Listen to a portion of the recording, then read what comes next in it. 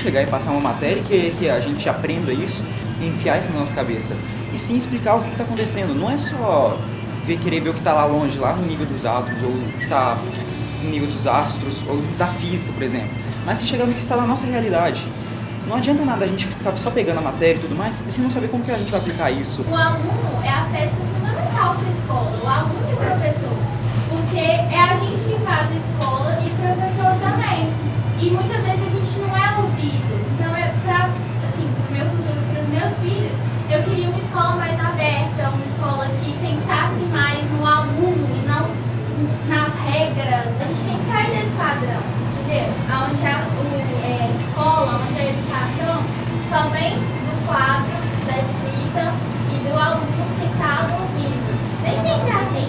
A gente é muito inquieto. Às vezes a gente está estudando alguma coisa, vai entrar no ouvido, vai sair no outro.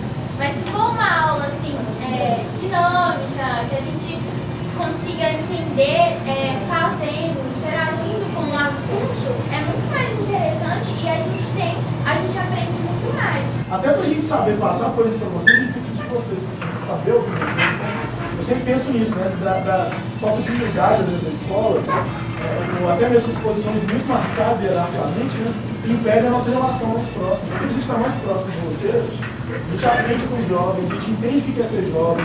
Mesmo o professor que é mais velho, né? Se ele se propõe a entender o que é ser jovem, como que vivem, como vocês vivem, o que vocês pensam, o que vocês estão trazendo pra gente, a gente vai saber até ensinar melhor. A gente precisa, quando eu falo ensinar, sempre pensando nessa coisa da troca.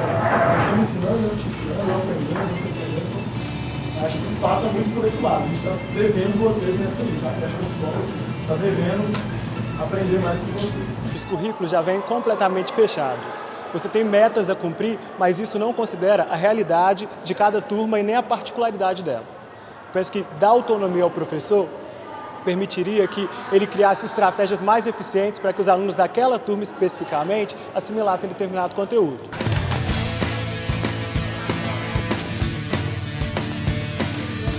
Uma educação diferente, que garanta qualidade e inclusão social.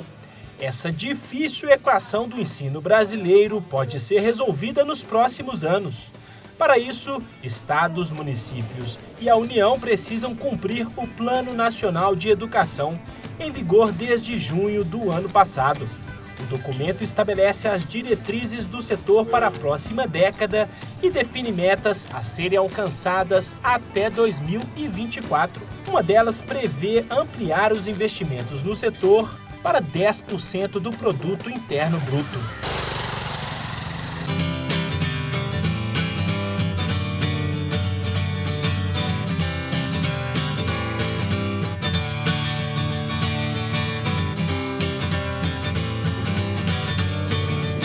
Então, professora Dalila, depois de um ano então, de vigência do Plano Nacional de Educação, o que podemos dizer desse plano? Estamos avançando, não estamos? Enfim, qual é o balanço que a gente pode fazer? Eu acho que a gente pode fazer um balanço positivo, Denilson, apesar dos pesares. Mas, se a gente considerar que foram 3 anos e meio de tramitação para que o PNE se tornasse uma lei, e que esse primeiro ano a gente conseguiu movimentar cerca de 90% dos municípios e estados brasileiros em torno da criação, da elaboração dos seus planos estaduais e municipais, isso em si eu já avalio como digamos, um crescimento, um avanço nesses 10 primeiros anos. De toda a sociedade, claro, né, dos estados, municípios. Exatamente, porque o PNE é o planejamento da educação brasileira para os próximos 10 anos. Mas o Brasil é um país federativo e a gente não pode cobrar só do governo federal a realização desse plano. É claro que o governo federal tem um papel primordial na efetividade desse plano. Mas sem o envolvimento dos poderes municipais, estaduais, até mesmo do poder legislativo, muitas ações do plano não vão acontecer. Quer dizer, para que o Plano Nacional de Educação de fato se torne uma realidade, esse planejamento possa se tornar prática, nós precisamos do envolvimento de todo o país. Agora, o documento Plano Nacional de Educação são 20 metas, não é isso? Com diversas estratégias e ações, não é isso? Exato. Dessas 20 metas, Dalila, quais você destacaria como, digamos, as metas centrais, que seriam, digamos, as mais importantes, que trariam mudanças efetivas para os alunos, para os professores, para a educação brasileira? A grande maioria é muito importante, merece destaque. A mais lembrada é a meta 20, que é essa dos 10% do PIB. Eu lembraria a 8ª, que eu acho que é uma das metas mais importantes, menos lembrada. Porque um dos maiores problemas do Brasil é a nossa desigualdade. Nós somos ainda, infelizmente, um dos países mais desigual do mundo, né? Nós saímos da 3ª posição para a 17ª posição. Para a gente diminuir essa desigualdade entre ricos e pobres, entre negros e não negros na nossa sociedade, a gente precisa igualar um pouco mais a taxa de escolaridade. Nós somos também um país reconhecido por uma baixa taxa de escolaridade, um alto índice de analfabetismo. Então as metas 8 e 9, elas não contam, pelo menos no papel, né, como meta, elas querem atingir justamente isso, que do meu ponto de vista é estrutural na sociedade brasileira. A gente precisa igualar um pouco mais a sociedade e a educação tem um papel fundamental nisso. Agora você nos dizia anteriormente também, a gente vinha conversando sobre isso, que há algumas metas que você considera que não são tão interessantes, né? Tem, sobretudo a meta 7. Eu faço um destaque, se a meta 8 é muito positiva, a meta precedente, que é a meta 7, é uma meta muito complicada. Primeiro que ela reduz a ideia, o conceito de qualidade da educação a um índice, que é o IDEB, atingir uma determinada meta do IDEB. E mais do que isso, na sua estratégia 7.11, ela vincula ainda essa qualidade da educação aos índices do PISA, que sequer é um exame pensado para o contexto brasileiro. Esses exames não são bons, Dalila, porque eles são amplamente divulgados, faz muita propaganda em torno deles, as próprias escolas divulgam, enfim. Depende do que a gente considera, o que nós estamos chamando de bom. O PISA, por exemplo, é um programa importante para medir a escolaridade no mundo, mas ele é pensado num contexto da OCDE, para os países da OCDE, portanto, países desenvolvidos, e ele é aplicado para crianças para jovens que têm até 15 anos de idade. Nós pagamos caro para participar do PISA, o Brasil, e nós já sabemos, né, reiteradamente, cada resultado do PISA mostra como que os nossos alunos vão mal no PISA. Quer dizer, que efeito tem? Para que investir tanto num programa, numa avaliação, que vai ter tão pouco retorno para nós? Que eficácia tem um programa desse para nos ajudar a corrigir problemas que são históricos nesse país, ou que são estruturais, como esse que eu falava agora há pouco, da desigualdade entre negros e não negros, entre pobres e ricos. Nós precisamos muito mais atacar esses problemas do que saber, do meu ponto de vista, o quanto nós estamos mais próximos dos alunos dos países pertencentes ao OCDE ou menos próximos. Eu acho que a gente precisa olhar mais para dentro do Brasil no tema da educação. Mas a questão da qualidade é uma questão que está colocada para a gente, não está, professora? Mas a qualidade é só aprender a ler e escrever e dominar determinados códigos que são ditos universais, que são consensuados em termos, vamos dizer assim, internacionais, como os saberes, porque tem outros saberes que são muito importantes e são negados. Sobretudo os países da América Latina, nós tivemos a nossa história negada. A Bolívia tem desenvolvido uma experiência muito interessante, que ao mesmo tempo que ela tem trabalhado no seu processo, sistema escolar, esses saberes que são importantes de serem desenvolvidos, os ditos saberes universais, ela também tem buscado recuperar a sua história e revalorizar o conhecimento trazido pela ancestralidade.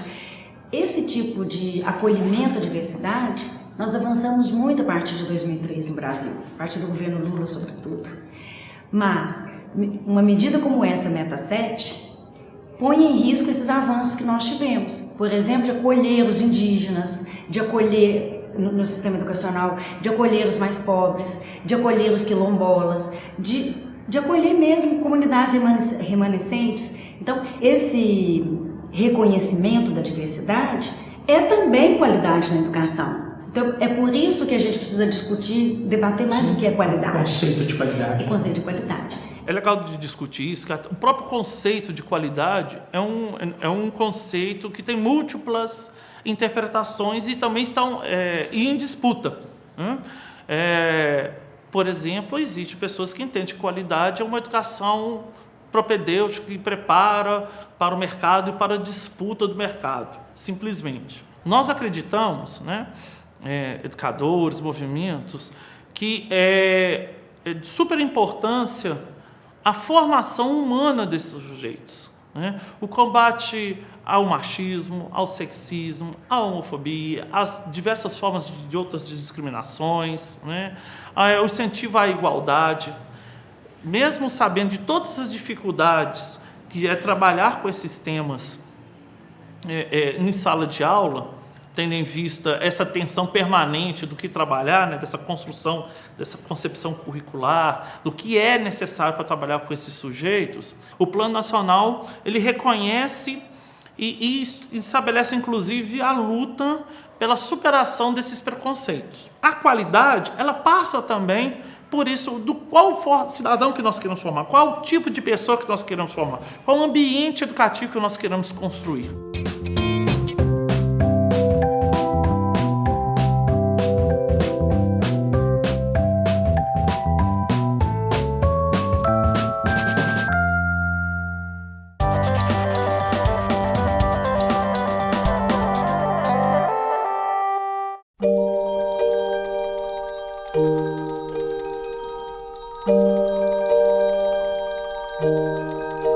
Não saberia dizer o que é ser professor, mas eu posso dizer como eu imagino, me imagino como professor. Acho que um professor é um mediador, é alguém que se coloca para oferecer aos alunos um repertório que pertence ao passado, ao presente, que pode inaugurar um futuro diferente. Ser professora é acreditar que a gente pode transformar, né, a realidade, transformar nossos alunos, né, para uma situação melhor, oferecer algo melhor para eles, uma oportunidade melhor, transformar o mundo através mesmo da educação. Eu tenho como referência, né, uma frase do Nelson Mandela, né, que a educação é a arma mais poderosa para mudar o mundo. Então, eu me inspiro nisso. Escola, para mim, é um espaço de formação, né? Formação e também, né, questão de cidadania também. Que hoje a gente não desenvolve só o papel ali de ensinar conteúdo, julgar o conteúdo para o aluno e tudo mais, não.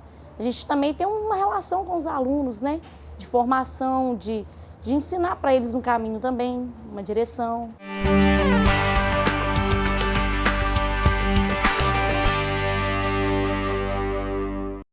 Em 1989, este homem ficou parado para lutar pelos seus direitos.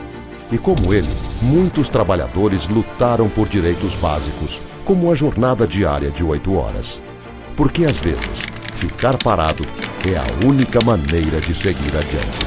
Hoje, todo trabalhador tem direito ao descanso. Por isso, a greve é um direito que deve ser respeitado. Uma campanha, Ministério Público do Trabalho.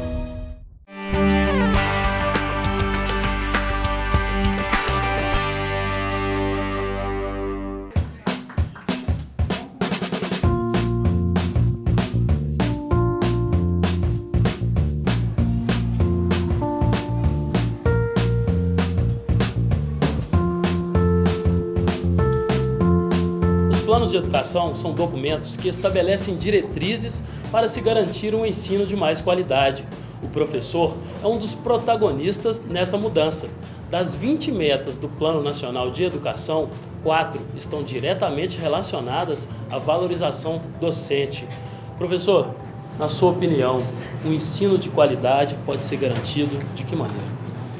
Eu acho que é importante entender os vários aspectos que estão, né, relacionados ao momento do aprendizado, assim, não só professor, mas também pensar o educando, pensar a estrutura, pensar todo o sistema educacional, né, como que ele funciona, para quem que ele está direcionado, e essa coisa da valorização do professor, eu acho que assim, é mais que necessária nessa atual conjuntura política que a gente vive, assim, né? Pensar que né, eu acho que a gente tem que partir dessa valorização para poder entender, inclusive, a relação que a gente tem com a educação, né? O que é educação? Como a gente vê educação? Assim? Como que a gente concebe a prática, né, educativa sem a figura, sem a valorização, por exemplo, dos professores, dos educandos, né, da infraestrutura que a gente tem para realizar o momento ali do aprendizado, né? Eu acho que a escola, hoje em dia, vive uma das maiores contradições possíveis, quando ela tenta formar seres pensantes, mas não quer ouvir os pensamentos desses próprios seres que ela quer que chegue na sociedade futuramente e mude as coisas que não são tão boas assim. Eu acho que o professor tem papel fundamental, porque você consegue aprender sozinho. Eu posso chegar em casa, entrar na internet, pesquisar um vídeo, por exemplo, de como resolver uma equação de segundo grau. Mas será que se eu chegar em casa e tiver essa dúvida, eu vou fazer isso? Será que aquele vídeo vai sanar mesmo todas as minhas dúvidas? Eu acho que o professor tem que ser mais valorizado. Se você tem um professor valorizado, né, e lá no plano já aponta a necessidade de ter formação, seja em serviço, seja em formação de uma especialização, do mestrado e doutorado, vai ganhar na qualidade da educação da cidade.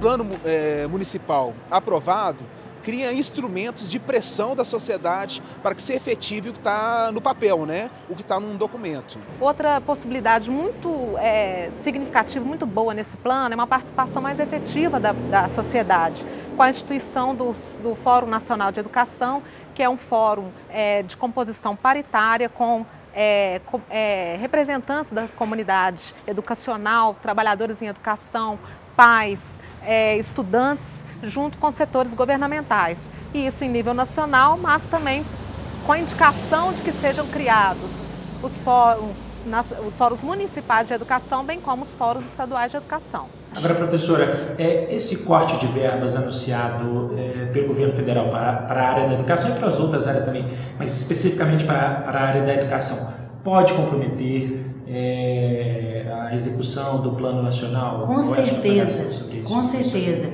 É algo muito preocupante, sobretudo porque pega desde a educação infantil. E uma das metas que a gente tem muito importante é a meta que prevê a inclusão de 50% das crianças de 0 a 3 até 2020 e a universalização dos que têm entre 4 e 17 anos até 2017, como previsto na emenda constitucional número 59. Nós temos hoje um número muito significativo ainda de jovens e crianças fora da escola. Nós temos uma outra meta no PNE, que é a ampliação da escolarização em nível superior dos nossos jovens brasileiros, inclusive do aumento da matrícula líquida, que é de 18 a 24 anos. Com esses cortes, por exemplo, que as universidades federais estão tendo, né, essa universidade mesmo que nós estamos, hoje nós estamos até com o nosso semestre atrasado, em virtude de uma greve, e essa greve tem a ver com esses cortes, porque tem a ver também com um pouco orçamento para a universidade, de um orçamento que é insuficiente para mantê-la no grau de qualidade que ela precisa ter, com certeza vai postergar ou comprometer o cumprimento dessas metas. Agora, professora, uma das reivindicações históricas de diversas entidades e pesquisadores dessa área da educação diz respeito à regulamentação do setor privado de ensino aqui no país, né? E essa foi uma reivindicação para que essa regulamentação estivesse prevista no Plano Nacional de Educação, mas me parece que não está previsto como meta, né? Como meta, não. E essa é uma questão premente. Por quê? Hoje é uma questão urgente. A questão do setor privado nunca foi tão urgente no Brasil, da regulamentação do setor privado, como agora. Por quê, professora? Porque nós temos a perspectiva de ter um aumento substancial do financiamento público para a educação brasileira. Mas esse financiamento, que é público, portanto, são recursos do povo brasileiro, não está definido em lei se ele vai para instituições públicas ou para instituições privadas. Hoje o Brasil gasta 6%, uma média de 6% do seu PIB em educação. Nos próximos 10 anos nós vamos chegar a 10%. A briga por esse recurso é grande. Nós precisamos urgentemente de uma regulamentação do setor privado, sobretudo na educação superior. Veja o que tem ocorrido hoje com o FIES, mesmo com o ProUni, ou seja, nós estamos usando recursos públicos para financiar instituições privadas, porque nós temos um déficit educacional muito grande, sobretudo no que se refere à educação superior, mas o ideal seria que as nossas universidades públicas pudessem acolher esse contingente que está aí. Não é que não exista nenhuma regulação em termos do funcionamento do setor privado no Brasil. Existe, mas ela ainda é insuficiente. E dado o crescimento do financiamento, muito mais agora nós vamos precisar regulamentar. Então o Plano Nacional é uma oportunidade muito importante para que a gente consiga, daqui 10 anos, 15 anos, falar, olha, nós mudamos substancialmente essa relação da sociedade brasileira com a educação, conseguimos promover uma igualdade educacional e social, conseguimos fazer uma discussão com qualidade social e humana. Então é isso que a gente vislumbra e ainda tem esperança, né? Nós ainda estamos no início do plano, ainda nós temos esperança que isso ocorra. É fundamental a participação da comunidade, a participação dos que fazem a escola, que são os alunos, os professores, os profissionais em geral, não são só professores que nós temos dentro das escolas, a participação dos pais, sobretudo se conscientizando dos seus direitos, daquilo que está previsto, participando, por exemplo, dos fóruns. Cada município no Brasil tem de ter um fórum municipal de educação para monitorar as ações que são atinentes àquele município. Os fóruns estaduais para monitorar as ações que são de obrigação do Estado. E ainda tem o Fórum Nacional de Educação, que já realiza o monitoramento em âmbito nacional. É muito importante que a sociedade se conscientize das 20 metas, daquilo que é direito, porque na realidade o PNE significa uma ampliação de direitos. E se a sociedade não cobrar esses direitos, nós corremos o risco de ter esse PNE, de ter o mesmo destino que o PNE anterior, que nunca saiu do papel. Ou seja, então a participação da sociedade é vital para o sucesso desse Plano Nacional de Educação. Ok, professora. Obrigado. De nada. Sua participação aqui conosco. Obrigada a vocês.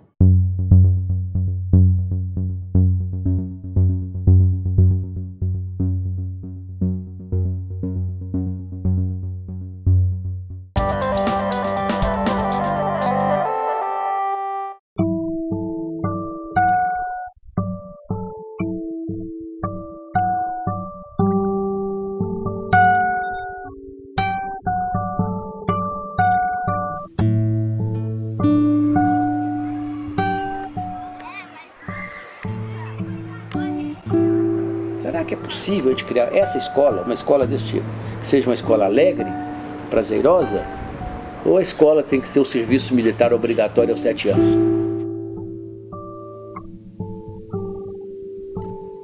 Me sentia muito presa dentro de uma sala de aula. E aqui não, aqui você pode vir aqui, sentar aqui, fazer uma lição do livro, aí dá aquele arzinho de liberdade. Tudo que a gente for fazer aqui é brincando.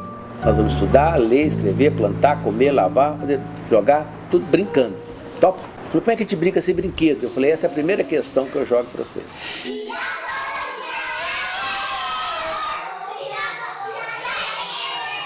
Vamos fazer uma aposta. No dia em que a gente não conseguir mais inventar os próprios brinquedos, eu começo a comprar.